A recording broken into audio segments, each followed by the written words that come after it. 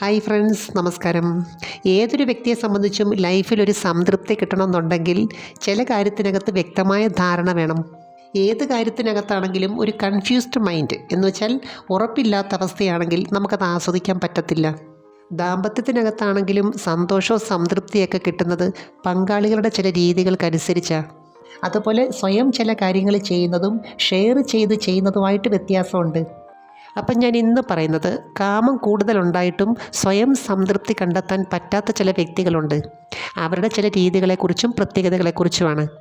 അതിനു മുമ്പ് ഈ ചാനൽ ആദ്യമായിട്ട് കാണുവാണെങ്കിൽ ഒന്ന് ലൈക്ക് ചെയ്യണം, സബ്സ്ക്രൈബ് ചെയ്യണം, ഷെയർ ചെയ്യണം കേട്ടോ. ചില സ്ത്രീകളെ സംബന്ധിച്ച് അവരുടെ വികാര വിചാരങ്ങൾക്ക് വളരെയേറെ പ്രാധാന്യം കൊടുക്കുന്നവരാണ്. സാധാരണ രണ്ട് രീതിയിലാണല്ലോ നമ്മൾ ഈ ഒരു കാര്യം ആസ്വദിക്കുന്നത്. ഒന്ന് സ്വയം ചെയ്തും മറ്റൊന്ന് പങ്കാളിയായിട്ട് ബന്ധപ്പെട്ടും. ഇതിനകത്ത് ചിലരുടെ മൈൻഡ് സെറ്റ് സ്വയം ചെയ്യുന്നതിന് അനുകൂലമാണ്. അവർക്കതനുസരിച്ചുള്ള ചിന്തകളുണ്ട്, ഫാൻറ്റസികളുണ്ട്, സങ്കല്പങ്ങളുണ്ട്. മാത്രമല്ല അവരുടെ സാഹചര്യം ഈ ഒരു രീതിയെ അനുകൂലിക്കുന്നുണ്ട്. എന്നാൽ ചിലർക്കാണെങ്കിൽ എത്ര സാഹചര്യം ഉണ്ടെങ്കിലും സ്വയം ചെയ്യുന്നതിനകത്ത് അത്ര വലിയ താല്പര്യമില്ല. അവർക്ക് പങ്കാളിയുടെ സ്പർശനം ഉണ്ടെങ്കിൽ മാത്രമേ ഈ ഒരു മൂഡിലേക്ക് വരാൻ പറ്റത്തുള്ളൂ. ഇപ്പം രണ്ടു പേർക്കും ഇതിനകത്ത് പൂർണ്ണമായിട്ടുള്ളൊരു സംതൃപ്തി കിട്ടുവാണെങ്കിൽ പിന്നെ മറ്റൊരു മെത്തഡിനെ കുറിച്ച് ചിന്തിക്കേണ്ട ആവശ്യമില്ല. എന്നാൽ കാമവികാരമായിട്ട് ബന്ധപ്പെട്ട് നമ്മൾ എപ്പോഴാണ് ഓൾട്ടർനേറ്റീവായിട്ടുള്ളൊരു കാര്യത്തെക്കുറിച്ച് ആലോചിക്കുന്നത്? ഇതിനകത്ത് രണ്ട് സാഹചര്യങ്ങൾ ഒരുപോലെ വരുന്നുണ്ട്. ഒന്ന്, നമ്മളിപ്പോൾ ചെയ്യുന്നതിനകത്തൊരു സംതൃപ്തി കിട്ടുന്നില്ല.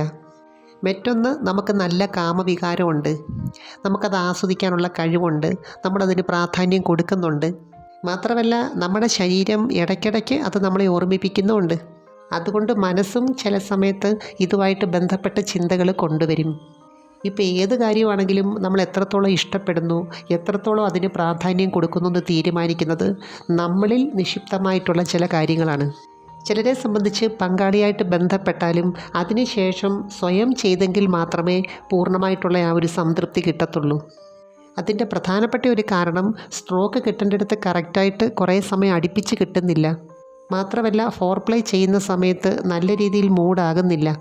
നമ്മളിപ്പോൾ ഏത് മെത്തേഡാണെങ്കിലും അത് പൂർണ്ണമായിട്ട് ആസ്വദിക്കണമെന്നുണ്ടെങ്കിൽ അതിന് തക്കതായിട്ടുള്ളൊരു സാഹചര്യം സൃഷ്ടിക്കേണ്ടതായിട്ടുണ്ട്. ശരീരം കൊണ്ട് മാത്രം പോരാ, മനസ്സുകൊണ്ടും നമ്മളതിന് തയ്യാറാകണം. ഇവിടെ പ്രണയത്തിന് കൂടുതലായിട്ട് പ്രാധാന്യം വരുന്നതിൻ്റെ കാരണം ഇതാണ്. അവിടെ മനസ്സുകൊണ്ട് കൂടുതലായിട്ട് തയ്യാറെടുപ്പ് നടത്തുന്നുണ്ട്. അപ്പോൾ ഇവരെ സംബന്ധിച്ച് സ്വയം ചില കാര്യങ്ങൾ ചെയ്യുന്നതിനേക്കാൾ ഇഷ്ടം ഷെയർ ചെയ്യുന്നതാണ്. ഫോർപ്ലേ സമയത്ത് ഏത് വ്യത്യസ്തമായ രീതി ചെയ്താലും അവർക്കത് ആസ്വദിക്കാൻ പറ്റും. മാറിടത്തിൻ്റെ ഭാഗത്തുള്ള സ്പർശനം ആയിരക്കണക്കിന് നെർവുകളെ ഉണർത്തുന്നുണ്ട്. ഈ സമയത്ത് അവർക്കിഷ്ടപ്പെട്ട വ്യക്തിയാണെങ്കിൽ സന്തോഷത്തിൻ്റെ ഹോർമോണുകൾ കൂടുതലായിട്ട് ഉൽപ്പാദിപ്പിക്കും.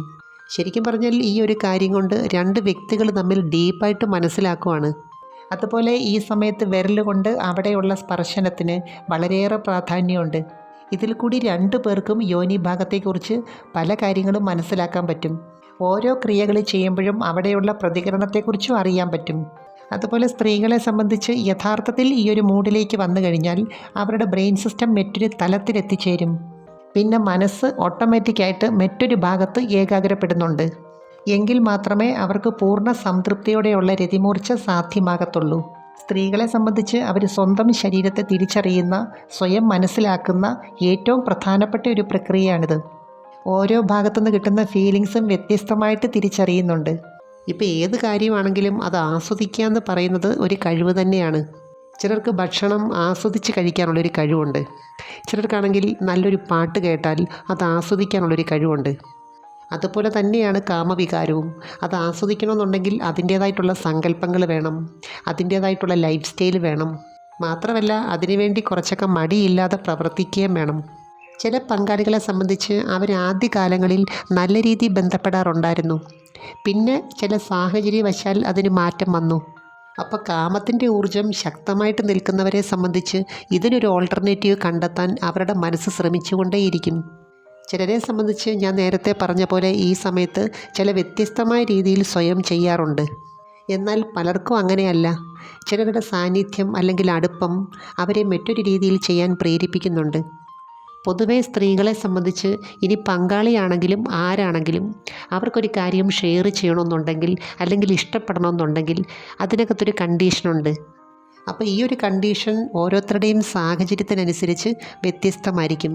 അപ്പോൾ ഇതിന് വിരുദ്ധമായിട്ടൊരു പുരുഷൻ പ്രവർത്തിക്കുമ്പോൾ അല്ലെങ്കിൽ അവർക്ക് തോന്നുമ്പോൾ സ്വാഭാവികമായിട്ടും ഇവർ നിരാശരാകും. അപ്പോൾ ഈ സമയത്ത് ബ്രെയിനിൽ ഉൽപ്പാദിപ്പിക്കുന്ന അസംതൃപ്തിയുടെ ഒരു ഊർജ്ജമുണ്ട്. ഈ ഊർജ്ജം ഏത് വഴിക്കാണ് പോകുന്നതെന്ന് ഓരോരുത്തരുടെയും വ്യക്തിത്വത്തിനനുസരിച്ച് മാറ്റം വരും. സ്ത്രീകളെ സംബന്ധിച്ച് അവർക്ക് ഇഷ്ടപ്പെട്ട പുരുഷൻ്റെ സാന്നിധ്യം ഒരു പ്രത്യേക ആത്മനിർവൃതി ഉണ്ടാക്കുന്നുണ്ട്. ചില സമയത്ത് നമ്മുടെ കാമവികാരത്തിന് മറ്റേത് ഫീലിങ്സിനെക്കാട്ടിലും പ്രാധാന്യമുണ്ട്. ചില സമയത്ത് ഇതുമായിട്ട് ബന്ധപ്പെട്ടുണ്ടാകുന്ന ഒരു ടെൻഷനുണ്ടല്ലോ, അത് നമ്മുടെ ബ്രെയിനിലെ പ്ലഷർ പോയിൻറ്റ്സിനെ ഉത്തേജിപ്പിക്കുന്നുണ്ട്. ഈ സമയത്ത് ഡൊപ്പാമൈൻ ഹോർമോണും വരുന്നുണ്ട്. അതുകൊണ്ടാണ് ഏതെങ്കിലും ഒരു രീതി അല്ലെങ്കിൽ ഒരു മെത്തേഡ് നേരത്തെ ആസ്വദിച്ച് ചെയ്തിട്ടുണ്ടെങ്കിൽ വീണ്ടും അങ്ങനെ ചെയ്യാനുള്ളൊരു ടെൻഡൻസി കാണിക്കുന്നത്. ഇങ്ങനെയുള്ളവരെ സംബന്ധിച്ച് സ്വയം ചെയ്യുന്നത് ഒരു ബോറായിട്ട് തോന്നും. മാത്രമല്ല എത്ര നാൾ വേണമെങ്കിലും പങ്കാളിക്ക് വേണ്ടി കാത്തിരിക്കാൻ അവർ തയ്യാറാണ്. ഇതിനകത്ത് തന്നെ 2 വ്യക്തിത്വം ഉള്ളവരുണ്ട് കേട്ടോ. ചിലർക്കാണെങ്കിൽ ഒറ്റയ്ക്കിരിക്കാൻ ഇഷ്ടമുള്ളവരാ, ഒറ്റയ്ക്ക് ചില കാര്യങ്ങൾ ചെയ്യാനായിട്ട്, അല്ലെങ്കിൽ ചില കാര്യങ്ങൾ സ്വയം ചെയ്ത് സന്തോഷിക്കും. എന്നാൽ ചിലർക്ക് അങ്ങനെയല്ല, അവർക്ക് സന്തോഷമായിട്ടിരിക്കണമെങ്കിൽ ആരെങ്കിലും ഒരാൾ കൂട്ടിന് വേണം, അല്ലെങ്കിൽ ആരോടെങ്കിലും ചാറ്റ് ചെയ്യണം, അവരുടെ ചില കാര്യങ്ങൾ ഷെയർ ചെയ്യണം. അതിനകത്തൊരു കംഫർട്ട് സോൺ അവർ കണ്ടെത്തുന്നുണ്ട്. അപ്പോൾ ഒരേ സാഹചര്യം തന്നെ ചിലർക്കതൊരു ബുദ്ധിമുട്ടായിട്ട് തോന്നുന്നു, ചിലർക്ക് അതിനകത്ത് സന്തോഷം തോന്നുന്നു, ഒരാത്മനിർവൃതി ഫീൽ ചെയ്യുന്നു. അപ്പോൾ ഉള്ളിലുള്ള കാമത്തിൻ്റെ ഊർജ്ജത്തെ ഏത് രീതിയിലാണ് ഒരു വ്യക്തി കൈകാര്യം ചെയ്യുന്നത്, അതനുസരിച്ചിരിക്കും അവർക്ക് കിട്ടുന്ന സന്തോഷവും സംതൃപ്തിയും എല്ലാം തന്നെ. ഇപ്പം സ്ത്രീയാണെങ്കിലും പുരുഷനാണെങ്കിലും അവർക്ക് സംതൃപ്തി കിട്ടുന്ന അല്ലെങ്കിൽ സന്തോഷം കിട്ടുന്ന ഏത് കാര്യത്തിനും അവരൊരു വാല്യൂ കൊടുക്കാറുണ്ട്.